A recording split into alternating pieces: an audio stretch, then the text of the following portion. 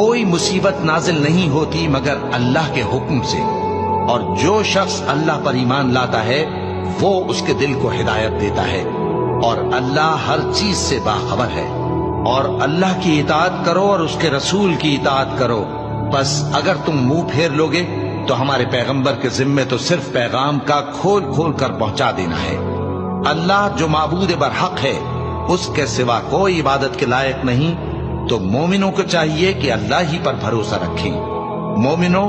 تمہاری بیویوں اور اولاد میں سے بعض تمہارے دشمن بھی ہیں، سو ان سے بچتے رہو، اور اگر معاف کر دو اور درگزر کرو اور بخش دو تو اللہ بھی بخشنے والا ہے، مہربان ہے۔ تمہارا مال اور تمہاری اولاد تو آزمائش ہے، اور اللہ کے ہاں بڑا اجر ہے، سو جہاں تک ہو سکے اللہ سے ڈرو اور اس کے احکام کو سنو اور اس کے فرمانبردار رہو اور اس کی راہ میں خرچ کرو، یہ تمہارے